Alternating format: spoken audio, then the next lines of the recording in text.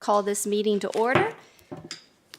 Let's see here. The first thing this evening is into closed session. Be it resolved, the Montgomery County Board of Supervisors of Montgomery County, Virginia hereby enters into a closed meeting for the purposes of discussing the following. Section 2.2-33711, discussions concerning a prospective business or industry or expansion of an existing business or industry where no previous announcement has been made of the business or industry's interest in locating or expanding its facilities in the community versus Project 2022-03. And then one, discussion, consideration, or interviews of prospective candidates for employment, assignment, appointment, promotion, performance, demotion, salaries, discipline, or resignation of specific officers, appointees, or employees of any public body. One, Parks and Recreation Commission. Do I have a motion? Motion. Second. Any discussion? Madam Clerk, if you'll please call roll. Mr. Fichikowski? Aye. Mr. King? Aye. Ms. Biggs? Aye. Mr. Motts? Aye. Ms. Spoon? Aye. Mr. Shepherd? Aye. Chair Blevins? Aye. 7 ayes. We're in closed session.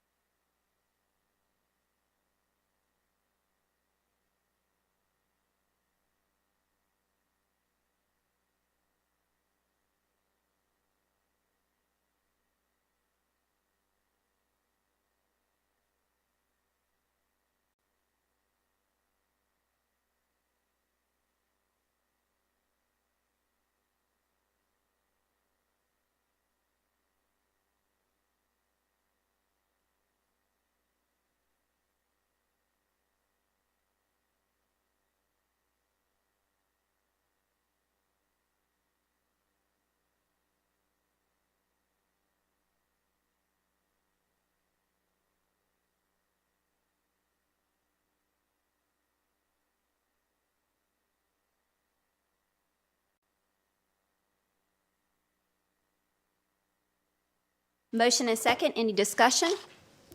Madam Clerk, if you'll please call the roll. Mr. King? Aye. Ms. Biggs? Aye. Ms. Demots? Ms. Bone? Aye. Mr. Shepherd? Aye. Mr. Fidzikowski? Aye. Chair Blevins? Aye. 7 ayes. Certification of closed meeting. Whereas the Board of Supervisors of Montgomery County has convened a closed meeting on this date pursuant to the affirmative recorded vote and in accordance with the provisions of the Virginia Freedom of Information Act, and whereas Section 2.2-3711 of the Code of Virginia requires the certification by the Board that such closed meeting was conducted in conformity with Virginia law. Now therefore be it resolved that the Board of Supervisors of Montgomery County, Virginia hereby certifies to the best of each member's knowledge, 1, only public business matters lawfully exempted from open meeting requirements by Virginia law were discussed in the closed meeting to which the certification resolution applies, and 2, only such public business matters as were identified in the motion conveying the closed meeting were heard, discussed, or considered by the Board. Do I have a motion? So moved. Second. Motion and second. Any discussion? Madam Clerk, if you'll please call the roll. Ms. Biggs? Aye. Ms. Demots? Aye. Ms. Bone? Aye. Mr. Shepherd? Aye. Mr. Fidzikowski? Aye. Mr. King? Aye. Chair Blevins? Aye. 7 ayes. Right, very good. At this time, I ask Mr. Meadows if he would lead us in a moment of silence and the Pledge of Allegiance. Yes, if we could stand, please, for a moment of silence, and then I'll lead us in the pledge.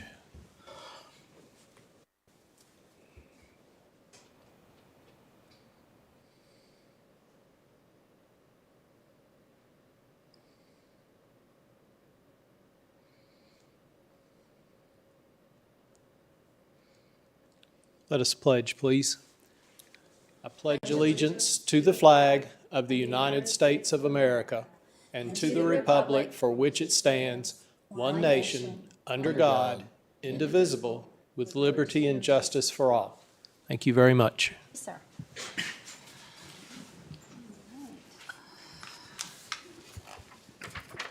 All right. First up, presentation, recognitions, and awards. We have a recognition for Miss Terry Smooth, former Executive Director of New River Community Action. I am going to go ahead and read this on resolution of appreciation for Terry Smooth. Smooth, if you'll come forward.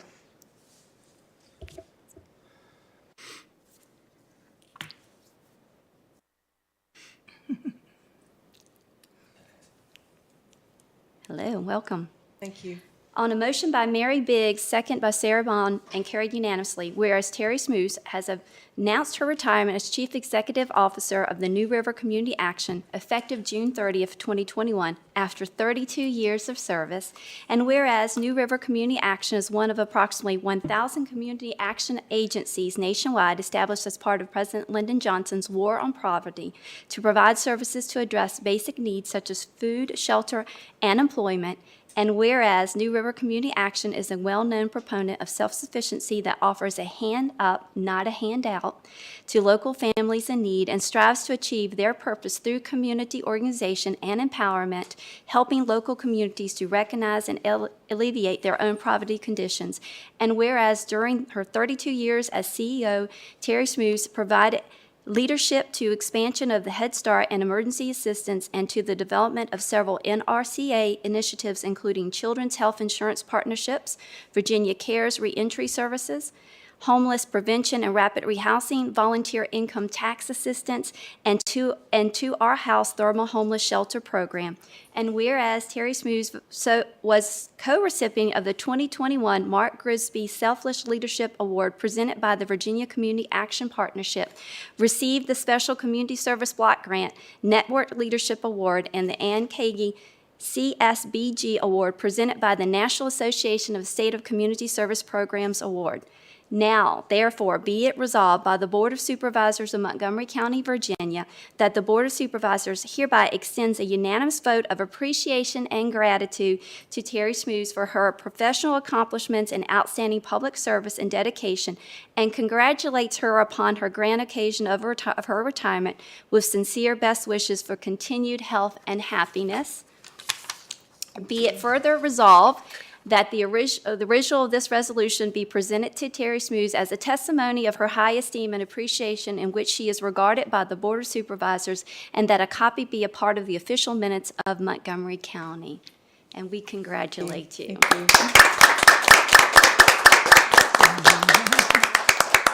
Thank Miss Vicky. Do you have that? I just want to say just a few words. Thank you so very much. I am just honored and humbled to receive this. It was an absolute pleasure and privilege to spend the majority of my professional life in service at New River Community Action. I also want to, since I'm here, I want to take this opportunity to thank you all for your continued year after year outstanding support to New River Community Action.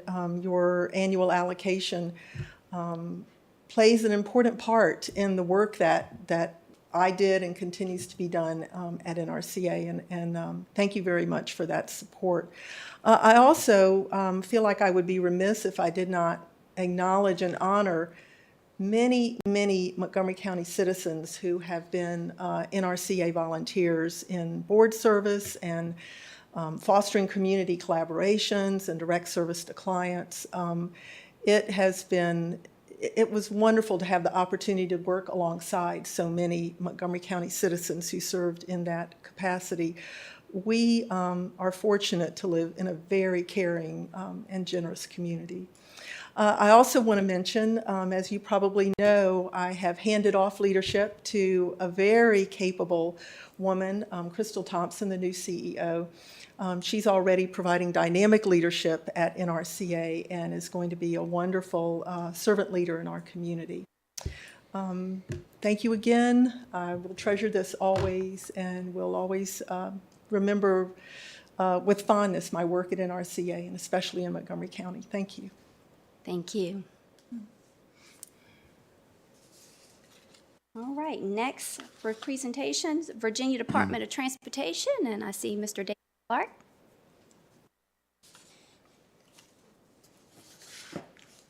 Good evening, everybody. Good evening. Just our updates for this month will be kind of similar to last month. We're still working on a lot of our spring maintenance. Had a few storms, one very recently. Didn't stick around long, which is always good about these spring storms, but it's still something that we have to get out and address. Not much trace of it right now, except for maybe on some of the gravel roads, which take the worst hit from these. And we have been working on a lot of the gravel roads maintenance-wise.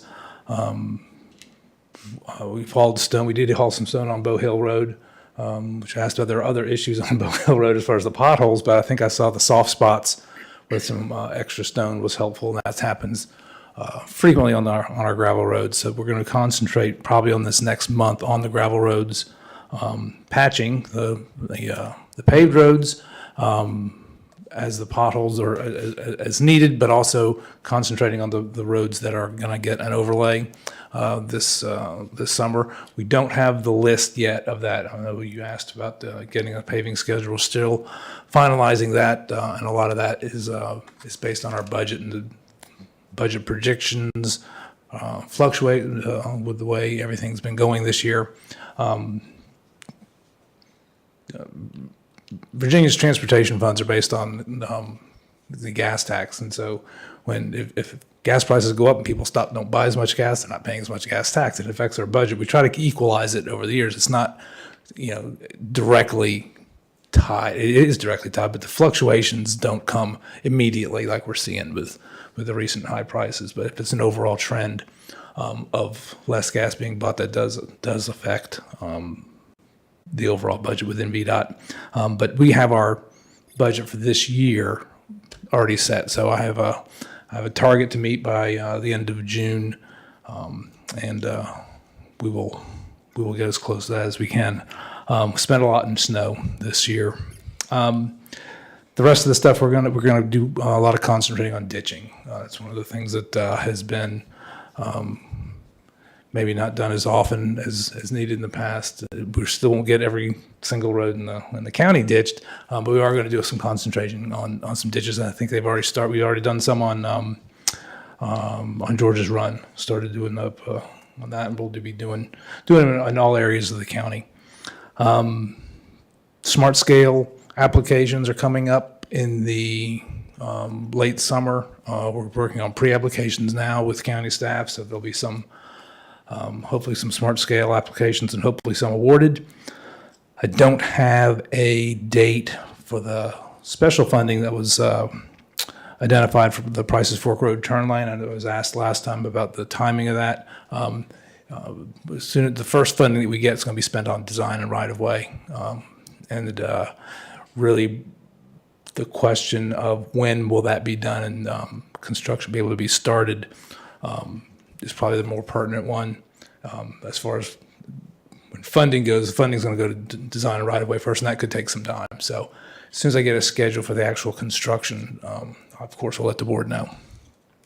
A couple of the other questions from last time were sort of long-range type of things that we are still working on. I know there's the issue of the roundabout on Prices Fork Road, where there are questions about visibility of it.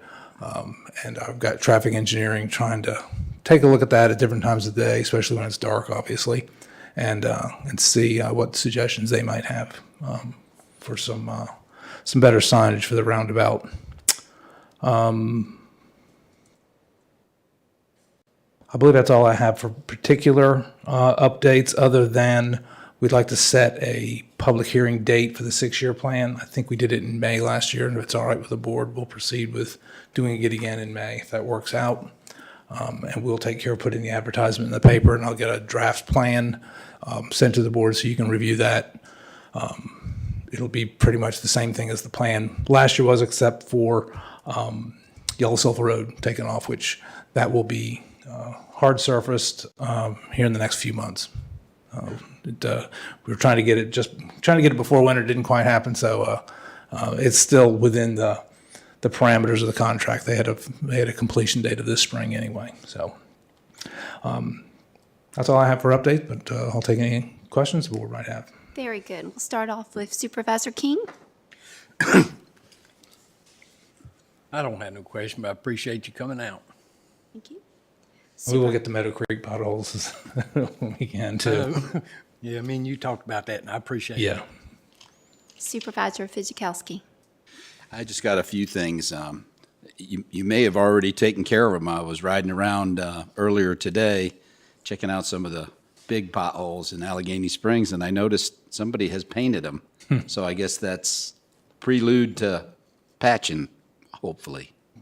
Or maybe it was a citizen I trying. was going to say, it's not necessarily us doing that, but Okay, well then, any help identifying needed maintenance is appreciated. the one that they painted, I don't think you can miss. It's about the size of 2 trash can lids, so it's pretty big. It's right there, you know, where you all did that work with the culvert, putting a new culvert under the road and, Yeah, near and then gazebo. fixing the embankment. Yeah. Yes, it's right in between there. Okay. So, a matter of fact, where they had the machine sitting to fix the embankment on the river, it chewed up a lot of asphalt and it's all come out. So, but hopefully they'll take care of that. The other one is Forage Road. I know I've gone back and forth with you on that one because part of it is paved.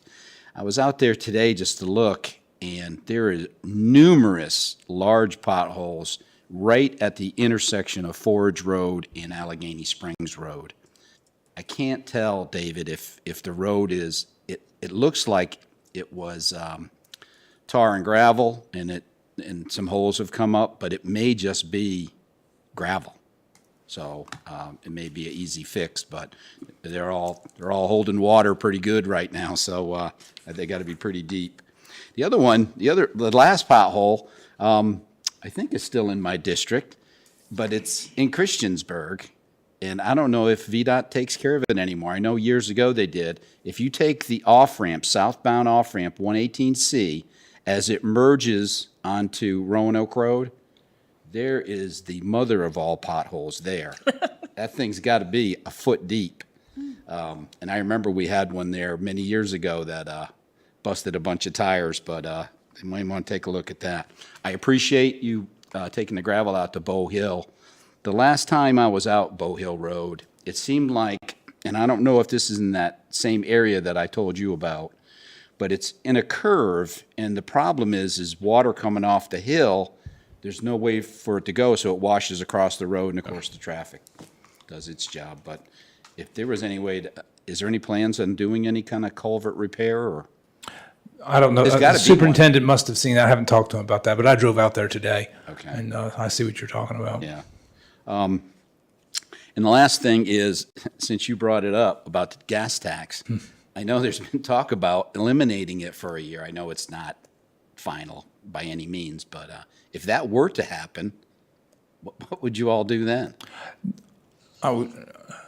Just my guess, I don't know, but if they were to do some kind of gas tax relief, they would just have to find a different way to fund transportation, because obviously we can't stop, Yeah, I would you know, think that would patching be- potholes and stop construction projects. So you could do it without the gas, but it would take, I don't know if that would take legislation or not. I don't know if the General Assembly would have to approve that or not. Well, they seem to have a lot of spare change, so maybe they'll fill in that hole. But appreciate you coming out. Appreciate all you do for us. Supervisor Shepherd?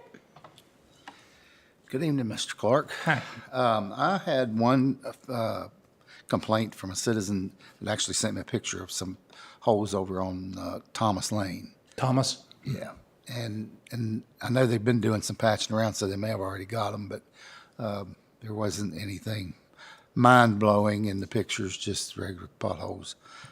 There's also a pretty good sized one again over on Glade Road, right there by the Hogue Farm, where there's always a couple comes up. I think that's all I have. Thank you. All right, thank you. Supervisor Bone? Hi. Excited about your ditch work. Millwood Lane was paved late last year. You guys or the contractor did an incredible job, but I didn't conscientiously look at the ditch, which I'm hoping was solved, because that, like Supervisor Fujikowski, the water would come off Yeah. and go right over the road and into the person's yard. Yeah, and that was there was a drainage issue that we were trying to address with that paving. Yeah, I because know- the road was not crowned right. The subdivision was not.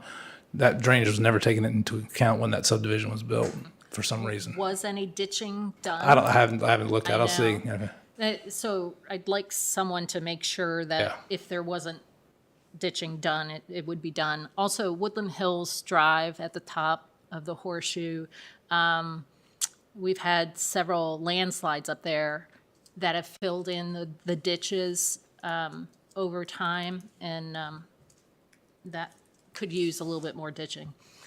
Could you talk about Taylor Hollow Road timing, where we are with that? Yes, we are going to try to get the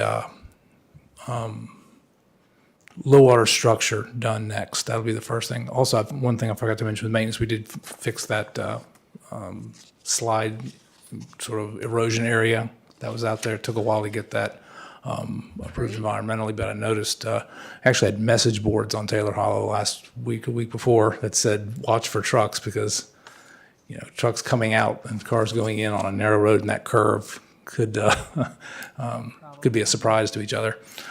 So we did have message boards warning as trucks were coming in and out of there. The low water structure will be the first thing.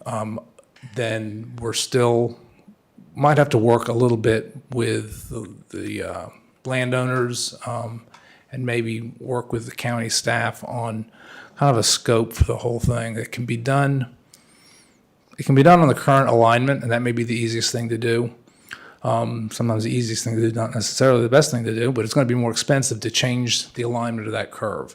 It'll also require cooperation from property owners. So while we'd love to make a straight shot out of that, you know, and a gradual rise as you go from that bridge that was just repaired out to Lester's Gate Road, that would be the ideal thing. We will need cooperation from several others for that to happen. And it would be a large increase in the price. The cut for there. This is hard to believe. If you were to go straight from that bridge in a straight line rising up to Lester's Gate Road, as you go through that hill right there, the road will be 40 feet below the highest point of that thing. I couldn't believe when they had the survey guys told me that, but I mean, there's a reason the road goes around that right now. They put the roads in the easiest spots to build them, and any deviation of that is going to be difficult. So the low water bridge, that's the first thing that's going to happen. That'd be first, and I hope we're hoping to get that this summer. Oh, that's exciting. Thank you.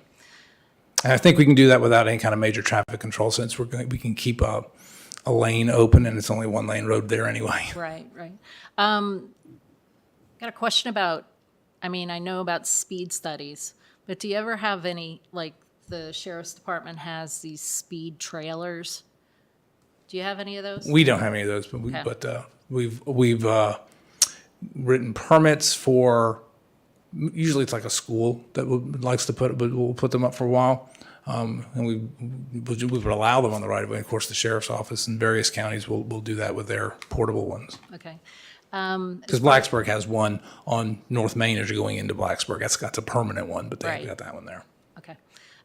Potholes, Woodland Hills, pretty steep at the end. You gotta fix it when it's not warm, because otherwise people are gonna stop and bring the road with them. Right. Yeah. So if you can either do that as early in the season as possible or as late in the season as possible so that the heat doesn't help the deterioration of it. Gravel roads, Dry Run Road, Galleon Ridge Road, and Nature's Way. I'd love to think that all three of those might be on your list. And that's all I have. Thank you. Thank you. Supervisor DeMott. I've got kind of a depressing question, and it's kind of a point of information. Also, hello. Good to see you this Hi. evening. I'm sorry, I should have started with that. It's almost spring, so more animals are coming up on the roads. There have been quite a large number of dogs on the sides of 81 and 460 of late, and a couple of cats as well, and in addition to the regular possums and raccoons and deer. What's the protocol for that? How do people know that they're there? Who removes them? We remove them. I think if it's a pet, if it's clearly a pet, and there's any kind of identification, we make every effort to notify owners if there's no tag. I don't know that any particular record is kept of the color, size, type, and all that.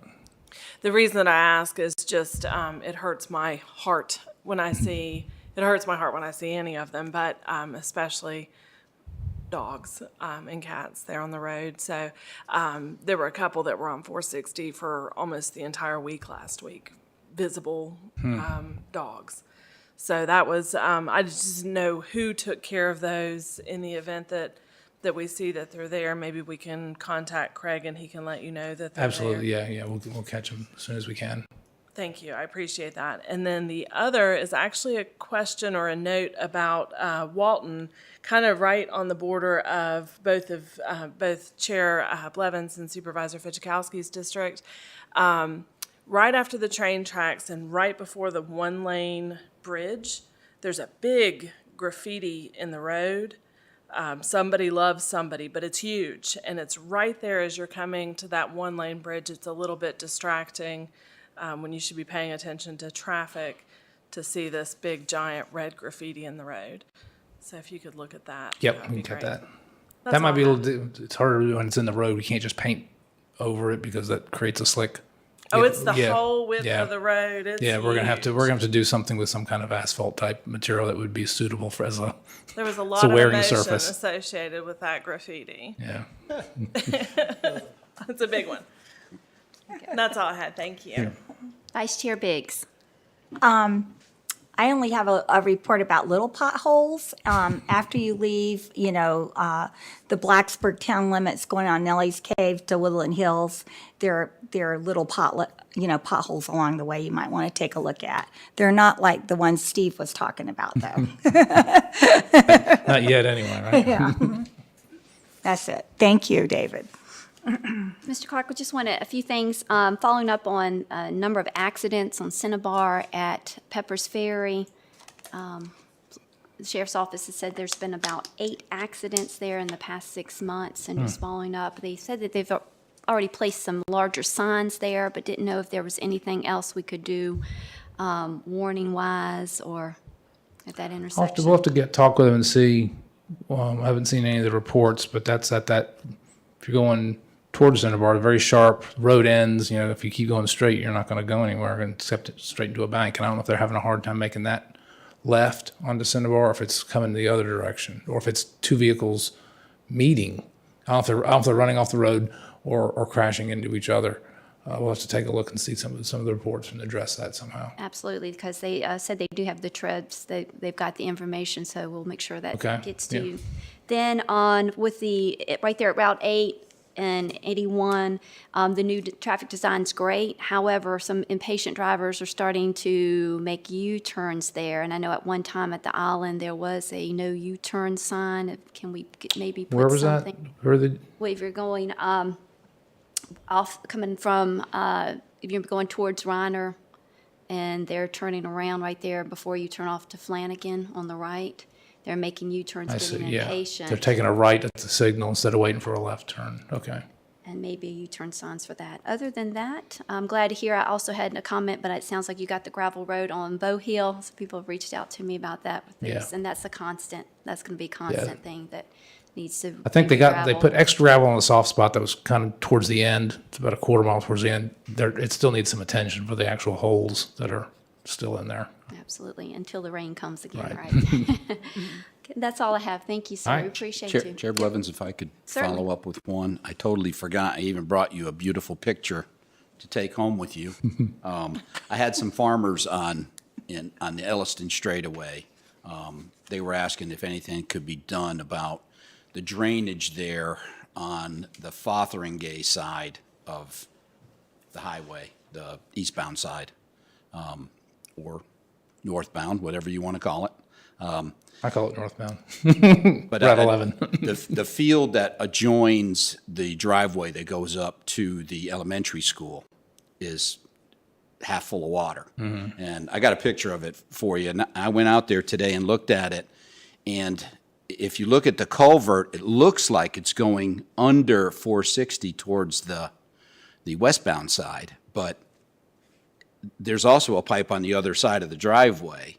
They're both filled with standing water. No, not filled, but one side's a little deeper than the other. So it doesn't look like it's draining, but I couldn't figure out where it drains to. It almost looks like that is the low spot.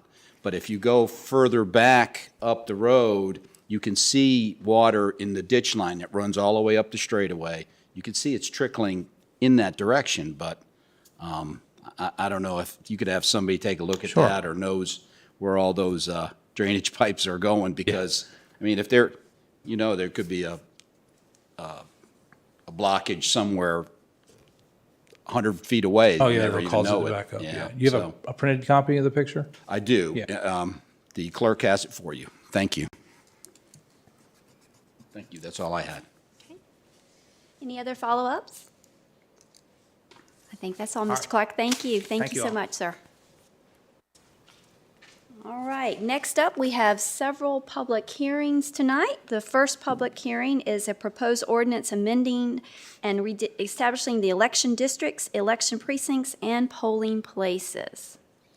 Madam Chair, I'll ask the county attorney if he has any comments on this item before we open it for public address. Yeah, thank you, Mr. Meadows. Yeah, we have another presentation for you guys tonight. Before you is the new proposed plan that we're hoping the board will consider and adopt. It says local redistricting proposed plan, public hearing March 14th.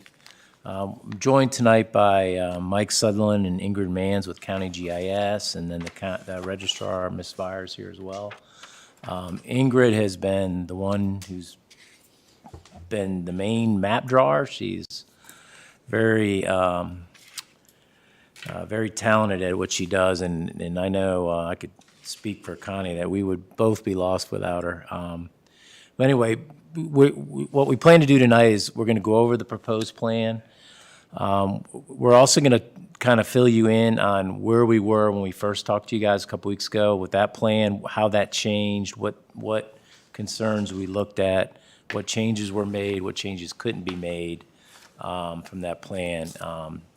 But before I ask Ingrid to start, I just wanted to give you guys, just to give a little bit of context of why we're doing this or why we have to do this and what rules we kind of played by. And then Ingrid's also going to emphasize the rules because it's very important.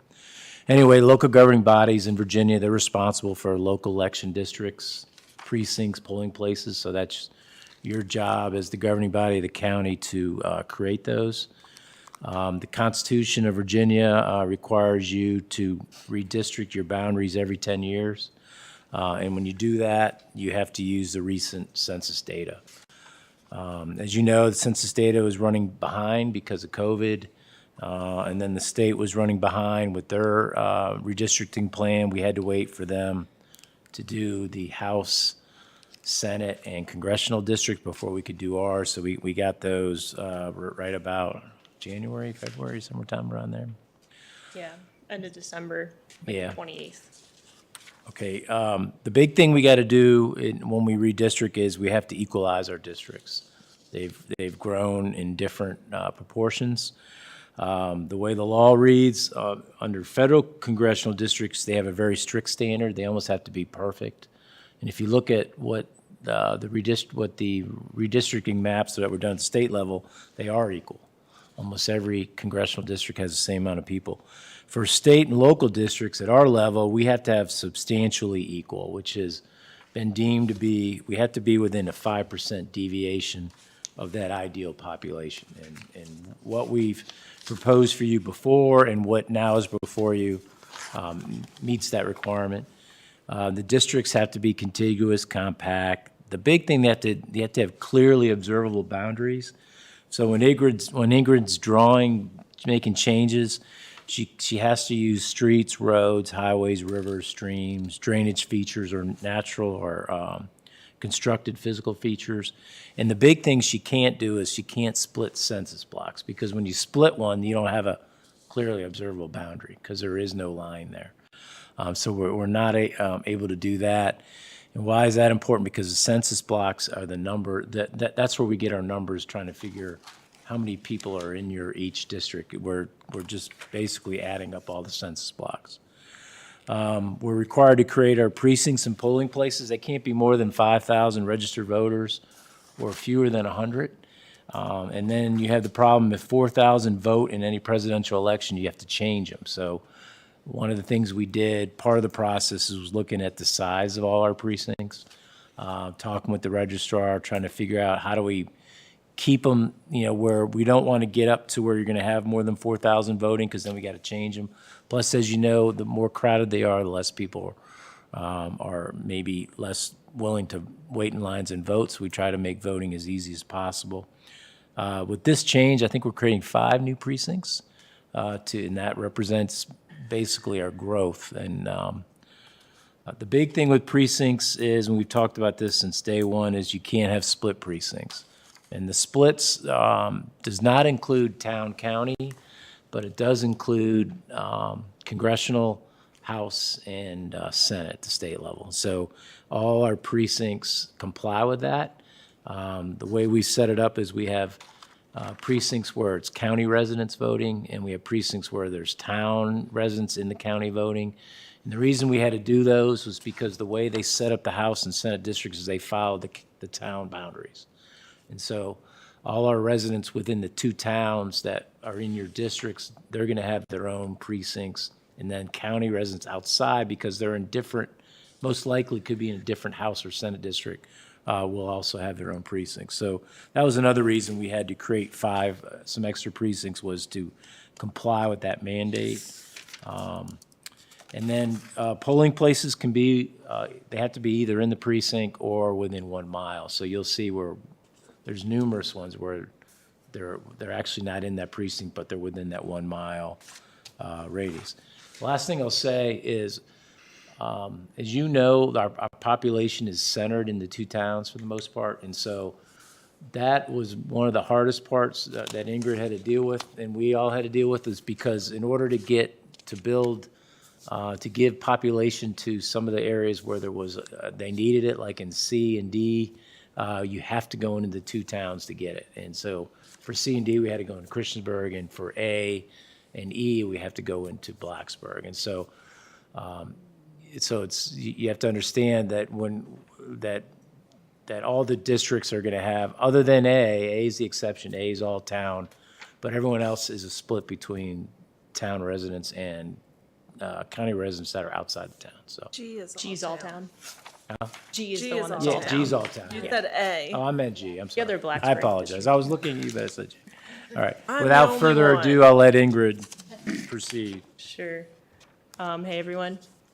Yeah, just a quick review over what Marty said. And also, the 2020 census is why this is all happening right now.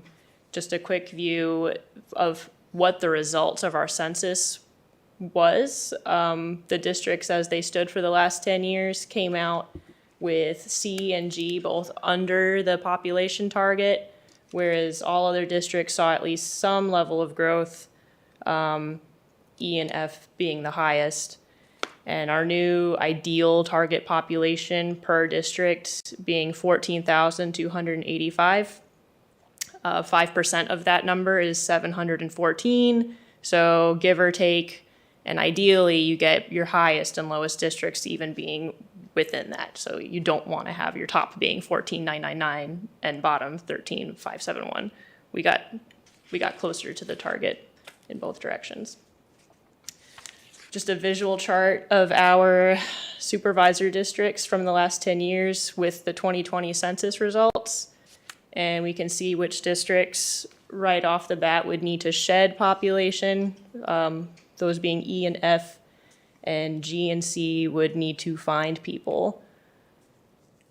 We've already talked about this briefly, but equal representation with that 5% margin, you need to use boundaries that are visible features on the grounds to separate and designate districts and precincts. So roads, power line cuts, streams. And the difference with the precinct requirements being that you couldn't have more than 5,000 registered voters, which is different than actual population count. Population count was really there to inform district representation, and from there, the precincts become assigned based on not having too many voters trying to vote at the same polling place.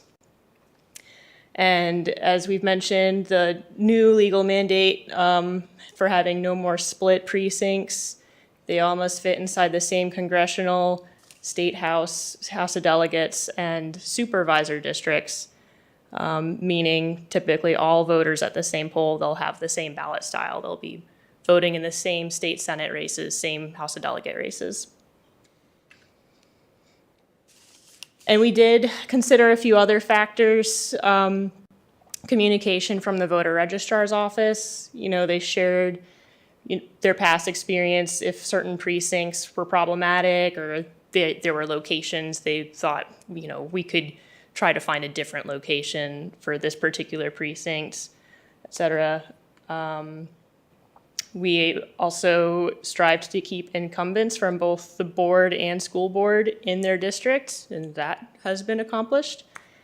And as far as methods, we also started with the supervisor districts as they were and worked off of that, as opposed to throwing everything out and start from scratch. We worked off pre-existing lines. And this census was very delayed, giving us some challenges, particularly with our timeline for accomplishing all of this and needing to not have precinct splits. And we're very grateful to have found a solution to all the criteria. GIS staff worked on this using software we already have and pay for. We didn't spend any additional funds on purchasing special tools or resources to do this. And this is what the new House of Delegate districts look like. The county now is represented either by the 41st district or the 42nd in the House. One note on this particular district boundary is it deviates slightly from the corporate line in the town of Christiansburg. That little wing of town limits on the east side, the boundary actually runs along Highway 81 instead of the corporate line for Christiansburg town.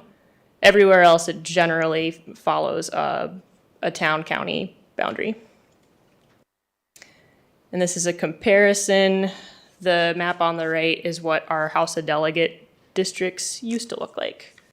The one on the left is much cleaner. State Senate, Montgomery County now is represented by Senate Districts 4 or 5, depending on where you live. And here's another comparison. The map on the right is what the Senate used to be. The numbers are very different as well. So get 2119 out of your head, because now we are Senate 4 and 5. And this is a quick view of what our supervisor districts have looked like for the last decade. And this is what we presented to you on February 14th. And since then, there have been a few changes that we'll talk through, but this looks much closer to what is being presented tonight. And based on feedback that we've received from the board and from citizens, or what trickled through from citizens to board members and shared with us, a quick summary. There were some concerns and changes made that impacted how some districts were actually drawn, which required new map updates. Those included being airport acres for District A, and also pilot residents sharing their sentiments about, District D versus District C. There were some polling place issues we'll talk about. And there was also a possible unavoidable potential split that we spotted in precinct F1. Good news coming about that one. It's not a official split. It does not require a waiver from the state, since it's only a town-county split.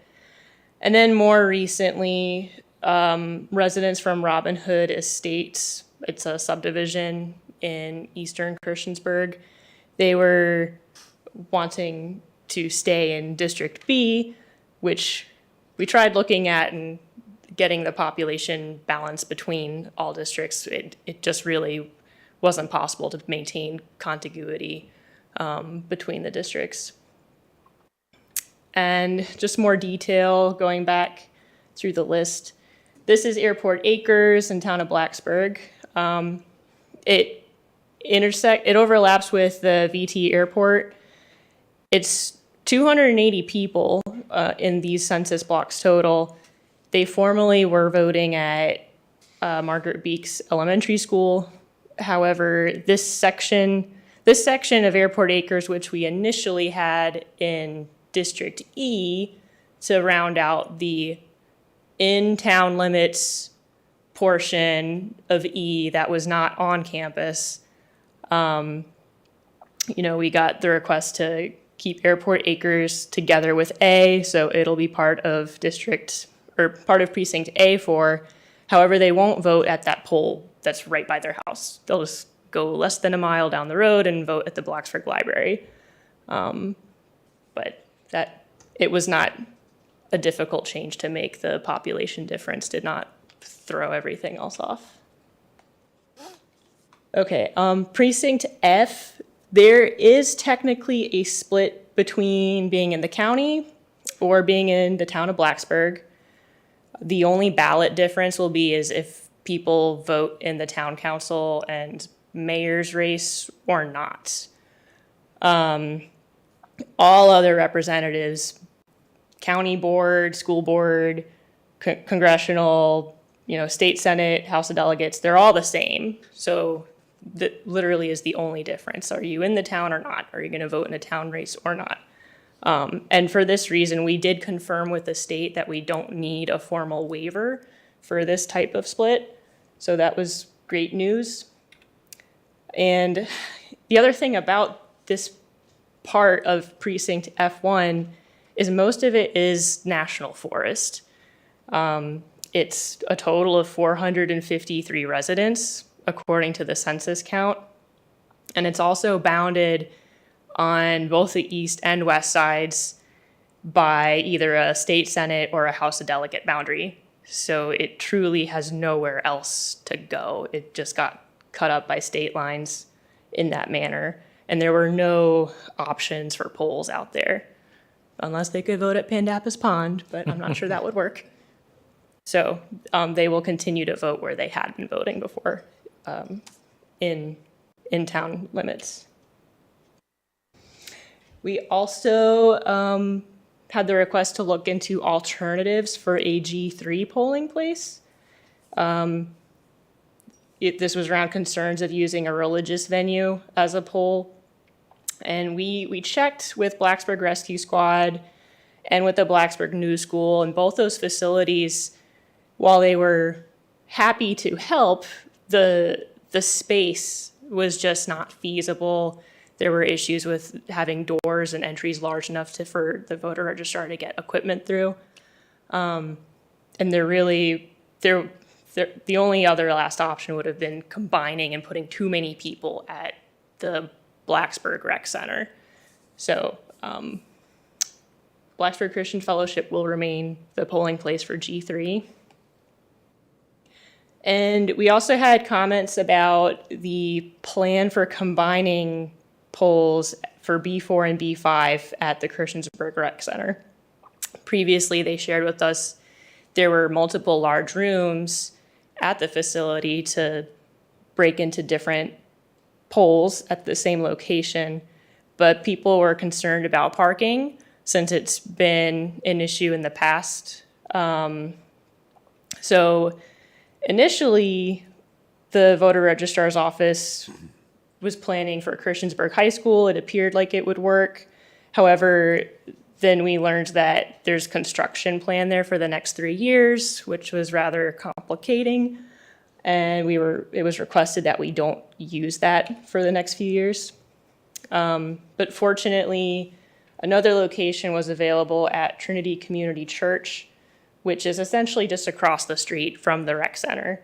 And these two precincts are divided by this same street. So as far as location, these polling places both work out to divide the two B4 and B5 polls to have their own separate locations for their own polls. Okay, pilot was initially planned to go into District C, much of this being due to the new Virginia Senate line that ran down. It cut off that pilot portion of District D to be in a different state Senate district. And originally, to provide more flexibility for future precinct assignments, the logic was to put it into District C, so all the county portion of that district would be in the same Senate districts. But we heard feedback, and pilot residents felt more affinity to District D. And it worked out okay because that area can still be its own independent precinct. It was before, and the polling place is the same. They'll still vote at the same I think, Abundant Life Church down there in Pilot. So version 1, what we almost had with C having Pilot, but this was our almost final draft of our new districts and precincts. But then after making this final change in Pilot, C5 instead became D4. And this also did impact a little bit of what happens inside town of Christiansburg. If you look up there, there's a C5 when there's a D4 in Pilot. It was, for the most part, it was a precinct swap between the two districts of who has an extra in-town limits precinct and who has the one in Pilot. There was slight boundary adjustments. And then that brought us to this, which is our final draft. You can see these are all the different boundaries put together. The General Assembly boundaries, our proposed districts, and the precincts. None of the precincts are split. No splits for the state or federal voting districts. And yeah, so this is a cleaner view of just the supervisor districts being proposed this evening. Are there any questions at this point? Nope. Okay. Supervisor Bone? So Squires serves as 2 voting poll stations, is that correct? It'll now be 3 since, Virginia Tech has a rule about campus precincts have to be only for campus. And A picked up a little portion of campus, got a dorm. It helped even out the district population numbers. And the folks at Squires said it was perfectly fine. They've got the space to make a clean, separate poll within the facility. Thank you. Yeah. And this is the population chart of the proposed districts. We're almost even. E was difficult to even out just because of the way corporate limits and state senate lines ran, and as well as campus and getting into town, but still within the limits. The biggest difference between districts, with G is now highest, E is lowest, they're still within 4% of one another. And we can walk through individual districts now. Just hop in at any point if there's questions.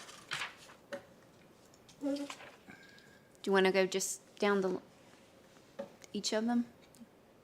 Good with everybody? Yeah, I think she's going to go over each one, but if you have Okay. questions, jump in. Yeah, I mean, a lot of these look fairly similar compared to last month. Here we are with A. A kept Airport Acres in this version. Otherwise, it's essentially the same as last time.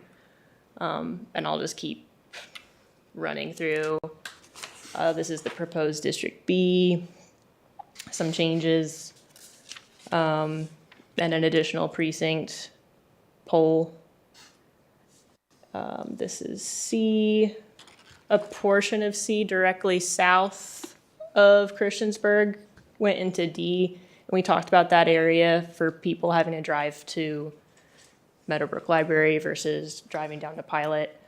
So to keep that precinct together, that went to D with the rest of Pilot.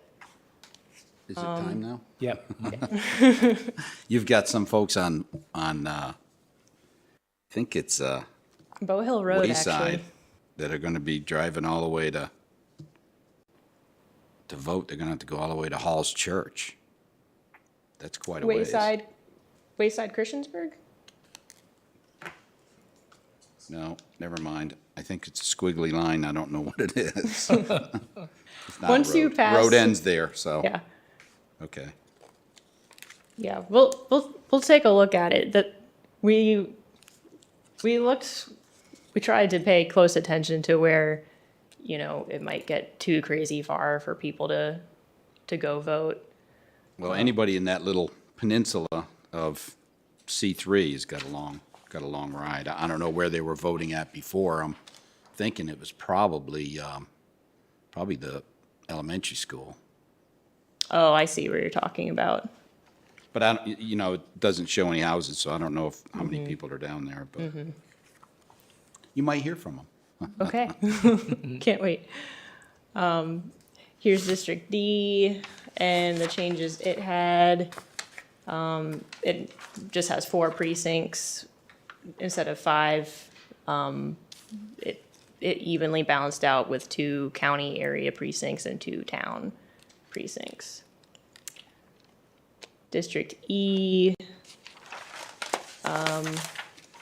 shed a little bit off in the south portion along Pepper's Ferry, and a little bit of shuffling around within town limits. But E1 and E2 in particular are pretty similar to what they were before. And District F, which also still has a campus precinct, not too many changes.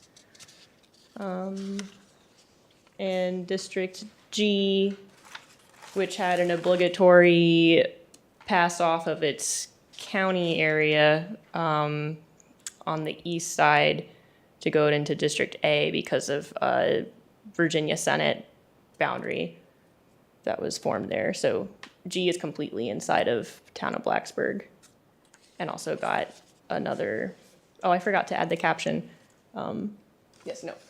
G3 new precinct poll. I think that's Can I it. interrupt you for just a Sure. second? Just to say thank you to the team for looking into the polling places and for communicating so thoroughly with me about what was going on. I really, really appreciate it. We were happy to check off and just make sure we hadn't left any I appreciate it. option. Yeah. And it gives me the ability if somebody says to me, like, why do I have to go vote in a church? To say, this is the reason, and I'm very well informed as to the reason now. So Right. I am very grateful. Sure. Thank you. Thank you. And I tell you, we need to add that, anytime a new polling place suggestion came up, Connie and her people were out the next day investigating it, contacting them, and then if they found one that worked, then she got her board to approve it, and it was the speed that they did that was remarkable. I know all of you were under a heck of a crunch to bring this to us so quick, so it's amazing. It was very exciting. One word for you, yes. I don't think that was sarcastic at all, actually. I think you really did like it. Yeah, any other? Any supervisors have any other comments? I'd just like to say, I know I worried you and Marty to death, and we had several meetings over this, but I do appreciate you, Marty, and the whole team for working with all of us. And I'm sure most people are happy now. Thank you all for communicating with us, by the way. That was much more helpful to learn about what concerns are coming in so we can look into them. One last question. Sure, Supervisor Bone? So I'm looking at and I'm looking at A3 having 234. That's campus. That's campus, yeah. What was the minimum? 100, Oh, okay. yeah. All right, thank you. Ingrid, I would just say thank you again, even meeting with me this morning. I know I have some constituents there for the Hans Meadow and Robin Hood Estates that are wanted to stay within, but they still are within the town limit. And I know we had sat and tried to figure out a way to save that area, and maybe even given Daryl some back of Route 114, but it doesn't work out because the need is with Steve, Supervisor Fidzikowski, and C. And appreciate you trying to work through that with us, and all the hard work and all the stipulations that, every time we tried to figure out a plan, it just didn't work. It caused 2 more problems. So I do appreciate all the time that you spent with us trying to work that out this morning. Thank you. Any other comments? Okay, then let's see. I do not have anyone signed up. to speak at this public hearing, but if you want to, please come forward.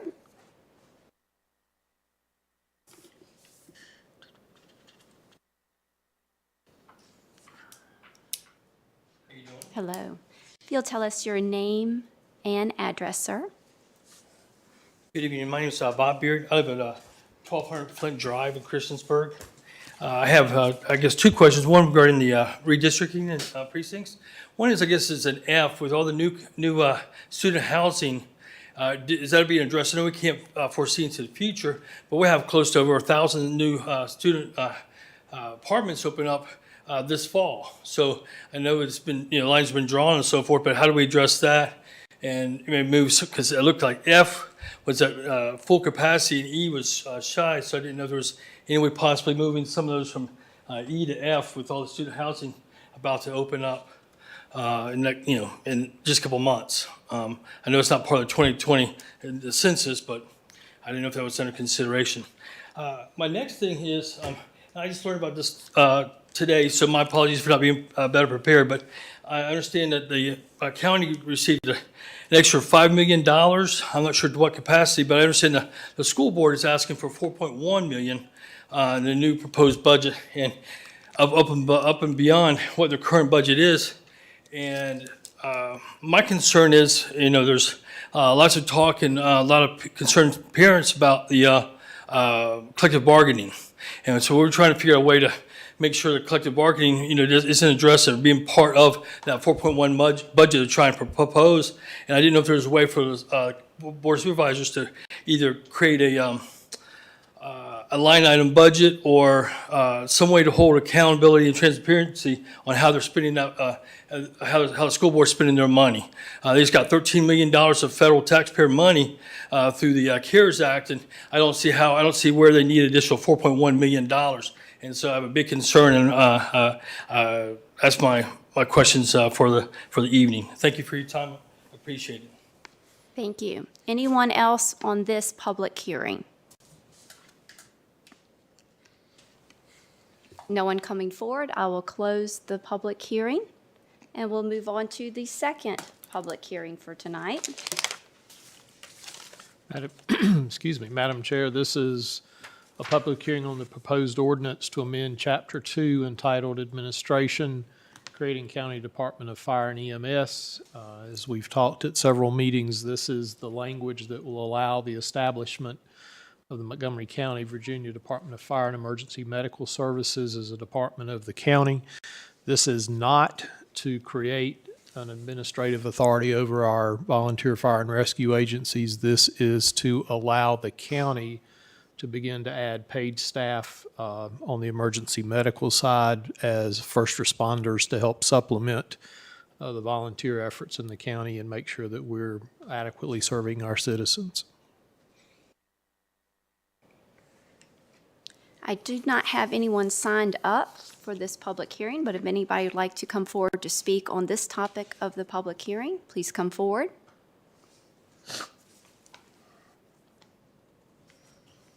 Seeing no one, I will close this public hearing.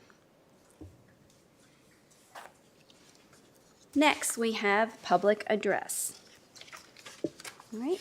I don't have anybody signed up for a public address tonight, but if you would like to come forward and address the board, you will have 4 minutes to do so. You will direct all of your comments to the Board of Supervisors. Speakers may leave any written statements or comments to the supervisors with the board clerk. Speakers will be judged out of order should the speaker engage in personal attacks, use of profanity, or abusive language, or debate with the audience and not address the supervisors. You'll have 4 minutes, sir. Thank you, ma'am. Good evening. My name is John Ashley, and I live at 2675 Glade Drive, Christiansburg, Virginia. I am here to request legislative change to family court and the law enforcement response to crimes committed there. Just call the sheriff's department and say, if abduction is to gain physical control of someone by violence, threat of violence, or deception, ask them if they investigate the deception if it is to a judge in family court. When they tell you no, ask them to see it in the policy book, and they'll be unable to show you. It is a secret policy. Why would they do this? Social Security Act Part 4 matches what the state collects in child support for general funding.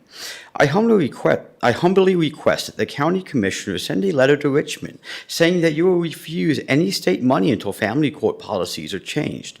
It doesn't matter if it's only a dime of $100. Blood money is blood money. Would you take campaign money from a known drug dealer? Another way that the county makes money from this is by covering it up. In 2015, I was putting in a mental health hold for repeating these policies, and after proving my story was true at the hospital, I filed a complaint with mental health, which caused them to put me on another hold. I was charged money for this, and I would like it back. New River Valley Community Services also received $186.10 from Medicaid because of this. If they are claiming that people are mentally ill who aren't mentally ill and then receiving this money, it is called Medicaid fraud. If the sheriff's deputies hear me tell mental health their policy, but don't speak up to confirm it, it can only go two ways. Either they are knowing co-conspirators in Medicaid fraud, or their policy is to withhold evidence from a court proceeding. Which one is it? That's one of the reasons why I tried to make the police kill me last year. I wanted their actions to psychologically harm them, like theirs had done to me. So after I got out of the hospital, I go to my aftercare appointment with a video camera, which I think is fair, since I am asking them why are they lying about the family court and law enforcement policies to collect Medicaid. I want to know why in 2015, after I proved to Lewis Gale Salem, after I proved that my story was accurate to Lewis Gale Salem, why was this not communicated back to Montgomery County, that they were falsely putting people on mental health holds? Lastly, I wanted to know when I can prove that these things have happened to me that are true, that mental health is, quote, scared that I believe. When it turns out it is all true, why am I the only one who can ever be put on a hold? Thank you. Y'all have a nice evening. Good luck with your redistricting. Is there anybody else that would like to do public address? Okay, then we will move on for addendum. And we actually do have an addendum this evening, Madam Chair. We have a resolution of reimbursement from bond proceeds for the school capital fund for the Christiansburg High School project. Do I have a resolution to add that to new business? Moved. Motion, sorry. Motion? And a second? Second. I have a motion and a second. Any discussion? Madam Clerk, if you'll please call roll. Mr. Shepherd? Aye. Ms. Bone? Aye. Mr. Motts? Aye. Ms. Biggs? Aye. Mr. King? Aye. Mr. Fidzikowski? Aye. Chair Blevins? Aye. 7 ayes. Thank you. Good. Next thing is into work session. Do I have a motion to move into work session? Motion. Second. Second, third. Motion and a second. Any discussion? Madam Clerk, if you'll please call the roll. Mr. Motts? Aye. Ms. Biggs? Aye. Mr. Shepherd? Aye. Mr. Fidzikowski? Aye. Mr. King? Aye. Who did I forget? Ms. Bone? Aye. Chair Blevins? Aye. 7 ayes. Very good. Madam Chair, this is just an opportunity this evening. I know we had some questions after the budget presentation last week. I appreciate Angie and Mark summarizing all those and getting those back out to folks with the responses. We wanted to provide an opportunity tonight to see if there's any additional questions this evening. This isn't the last chance you get to ask questions. This evening, if there are questions, if they're either way, we do want to remind the board that next Monday night, which is March 21st, we will have a special meeting at 6 p.m. For the board to consider establishing the advertised tax rate and budget for fiscal year '23. That is not voting on the budget. That is simply establishing what we're going to advertise as the tax rate and the budget. Each year when we take that, or when the board takes that action, what you're doing is setting the maximum budget or setting the maximum tax rate that can be advertised. You can't go above that. But you can certainly lower the budget or tax rate. It's just to let the citizens know what the maximum amount will be. With that, I'll be quiet and see if there's any questions. Okay, we'll go around the room to see if anybody has any questions. We'll start off with Supervisor Fidzikowski. I do not have any questions. Okay. Supervisor Shepherd. I don't have any questions. Supervisor Bone. Is there any way that we could provide the school employees that one of the bonuses they didn't get? It was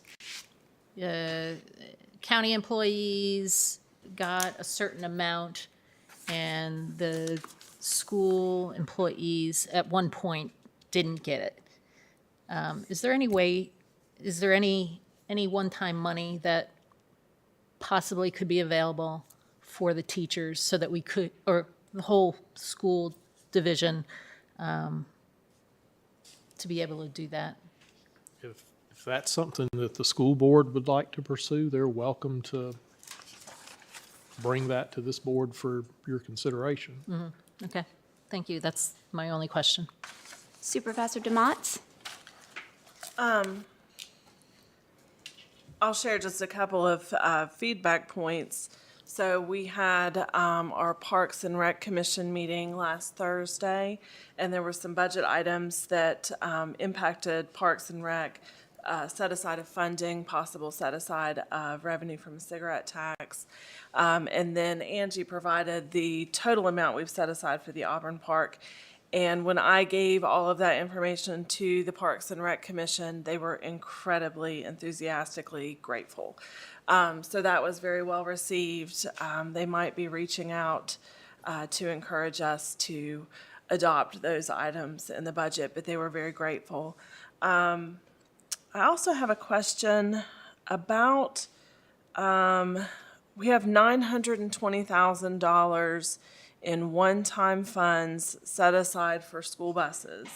So this is something that I've gotten asked by a couple of people that are concerned about the impact of that moving into fiscal year '24 budget. And how, because it's almost $1 million, if we're setting it aside or using it as just one-time funds, then next year when we're looking at the budget for the schools, it's like that money didn't happen almost, if you're comparing year-end or fiscal year '23 and fiscal year '24 budgets. So I just wondered how to address that question when asked. It's almost apples and oranges that I included that in the budget message, because that $920,000 is not in the fiscal year '23 proposed operating budget.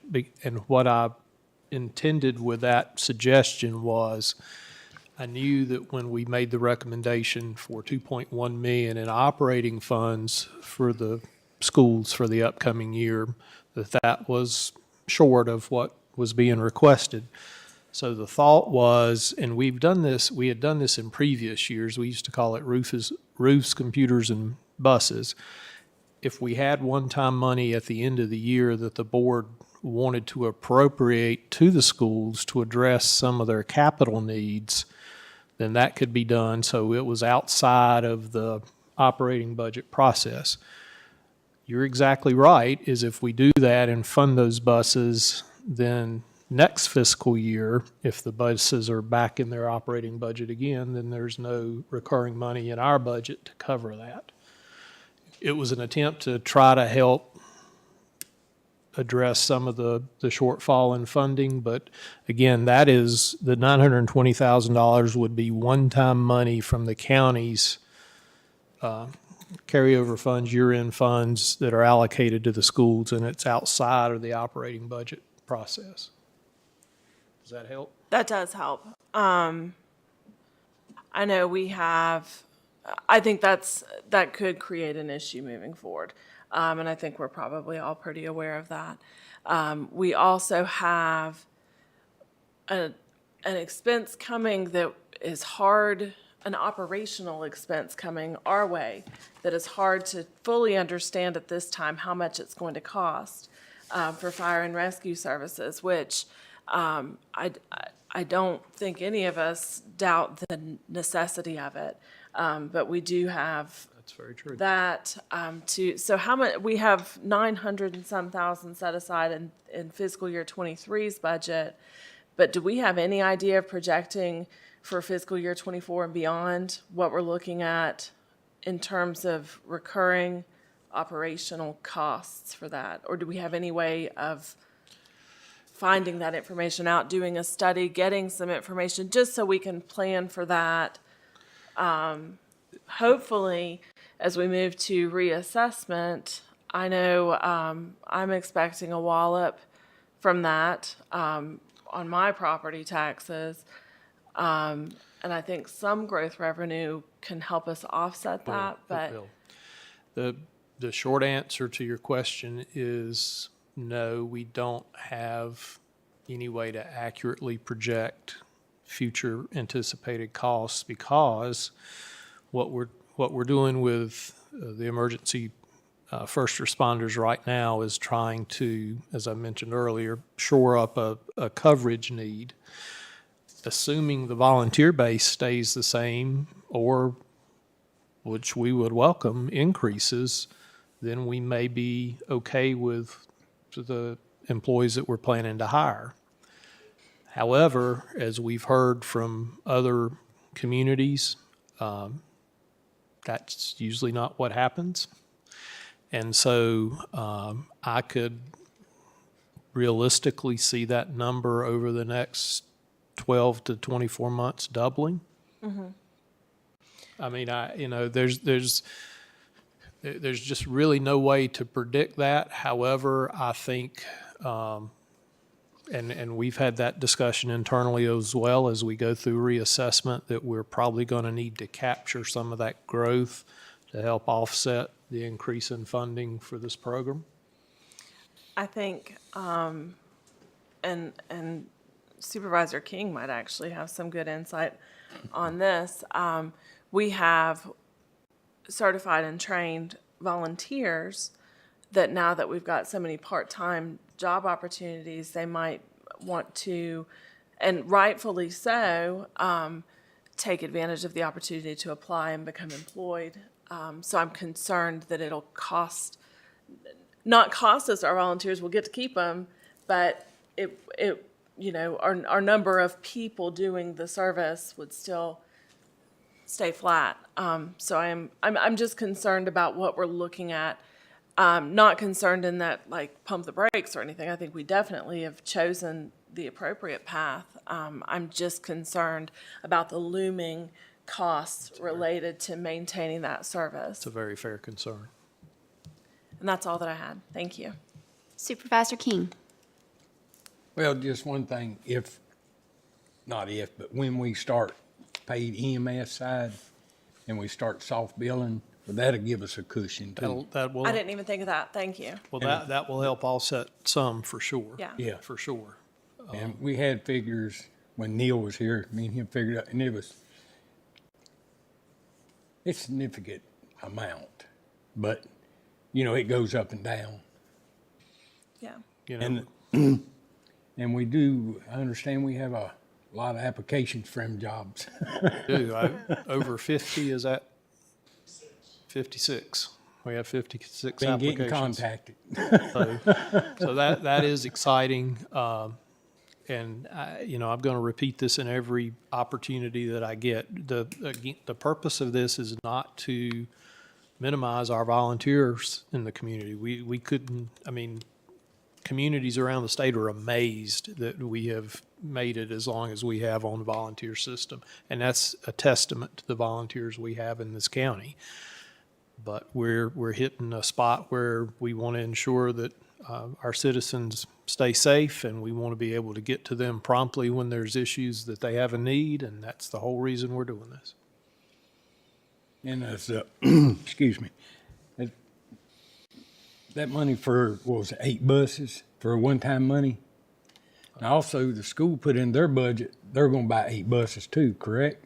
They did, and that is currently in their operating budget. And the thought, again, when I suggested that in my budget message, was if they needed some flexibility in their operating budget, then that would give them some flexibility. However, it would be a one-time flexibility, because next year they'd be right back. Well, just my opinion. If that goes through, that would be 16 buses. So if something happens next year or the following year down the road, they will be ahead of schedule. That's a thought. That's just my opinion. I'm wondering if they would use that to only buy 8 buses and take it out of their budget for fiscal year '23 as a recurring. If we allocate, if we do their budget way it is, we tell them, you got money for 8 buses in your budget, buy the buses. And if we allocate this money for 8 more buses, buy the buses. If they don't buy the buses, then the following year, we pull it back from them. I mean, you know, this board has to answer to the taxpayers of Montgomery County. So when we allocate something for something, that's where it needs to go.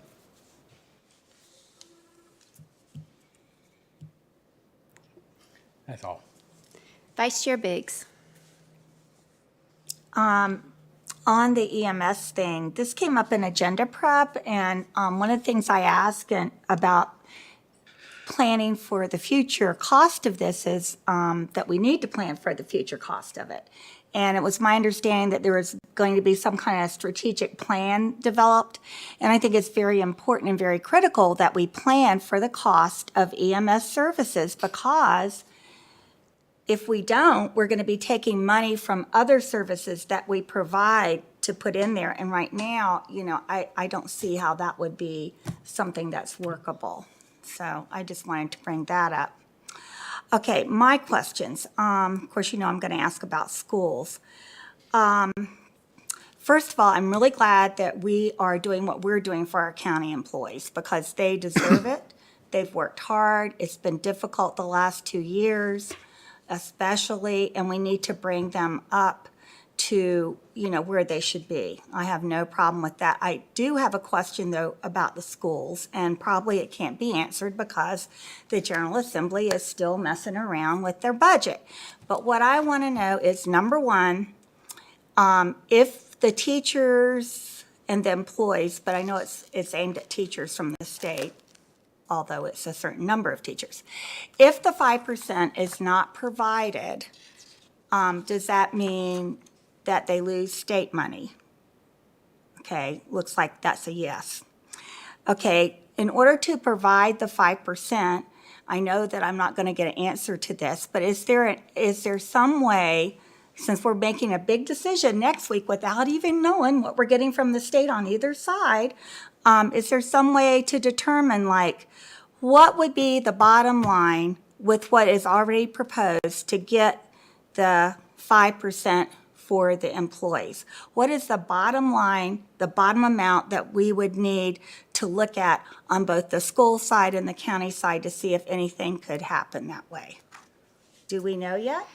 I keep asking it, and I think that would be an Angie and Tommy in the room together question. do we know? I did talk to Tommy about that, and because of the General Assembly, how that is right now, it's hard to predict that amount. Tommy is going to work on that some more and try to come up with an amount. It'll be published tomorrow night. Okay, so you might know something, because I'm sort of. I know what the number. Oh, you know what the number is? But you can't say it to our board till you say it to your board. I understand. Okay. Yes. So we would know it before we have to take action next Monday. Okay. All right. I really wanted to know that, because as you all have been bombarded with all the emails, you know, we have concerned people out there. And it's really hard. It's hard to understand the budget anyway, and all the different categories of monies, especially that the federal government has sent in all. I think that, you know, it's hard for people to understand that those monies have to be spent for certain things. You can't just say, hey, we got a bunch of money from the federal government, let's put it in teacher side. That doesn't work. It's for specified things, just like, you know, any revenue is. So it's just hard to navigate, it's hard to explain, but if you could, I'll be excited to find out what the bottom number is. So, okay, thank you. That was my main question. Very good. And just a few things, questions. For the 5% proposed raises for county employees. That is to get us competitive. Am I correct seeing in the budget that, that the starting salary for a deputy would be $42,000? Is that correct? I don't remember. We're evaluating that as part of the compensation and classification study, that the starting salary of all employees, including the deputies, so that is likely to change. And one addition to that, the 5% market adjustment is to basically keep the employees competitive with the market. That in and of itself does not get many of the employees where they need to be in their pay ranges. That's what the additional, and I didn't bring my numbers and my brain's dead tonight, $900,000 plus dollars to put towards implementation of the comp and class study that we've had to move the employees further along in those areas. $939,702. Just about $39,000. Thank you. I knew it was. It was a big number, and we're talking about a 5% market adjustment, which is the largest market adjustment we've done in many years. But as we're talking to our neighboring localities, every one of them that I've talked to is looking at that number or more. And so that's just to keep our positions competitive. It keep us in relation to the market. And I apologize, I didn't write down the number where I saw that in the booklet, that would, for the starting for that. And then I just wanted to comment on the challenge questions. I think that that's great, that you challenge the questions for every addendum and ask and how that money's spent. I did have a concern and agree with Supervisor DeMott's and Supervisor King on our EMS services. And I noticed on there that the $946,736 included for the full-time positions, part-time positions, and it says a first responder vehicle at $78,000. Could you give me an explanation? Because I thought like an ambulance or something was going to be like $400,000. What type of vehicle? It's a command vehicle. Just a Command. command vehicle. Okay. Will this? I think it is a command vehicle for the chase person to go at night and on the weekends. It's not for an ambulance. So It's for will, the ALS responder, isn't that correct? The ALS. and then they, under that, assuming we move forward with the county, they would be using a ambulance whichever area they're going to? Is that correct? Okay, that's what I question.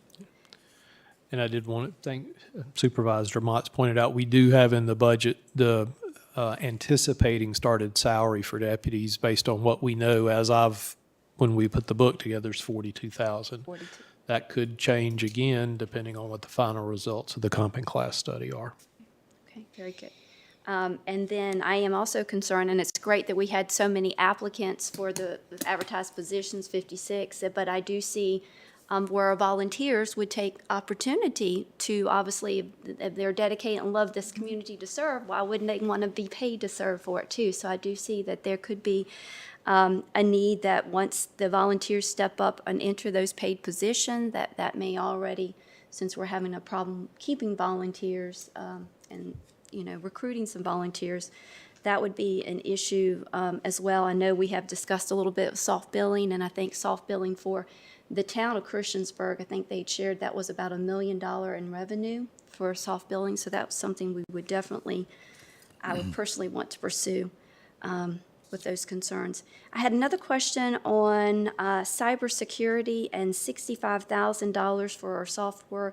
Does that include for the entire county? Are there protocols for each department? Like, does the Department of Social Services, the library, do they have their own separate? Social Services is covered by the state. We do provide a small amount of support to them if they need support, but that kind of cybersecurity software would be covered by the state. And the library also has their own IT department and staff, and they fund theirs as well. Very good. And do we know for the compensation boards, when do they do their when they reconcile? When is that time frame? Is that different? When we reconcile with them usually in August because they don't set their budgets until May. And I believe that the $42,000 that you're referencing for the starting salary for a deputy is what the comp board approved amount is. To get So it. that's not necessarily what we would start them at. Thank you, Angie. Very good. All right, very good. That was not me.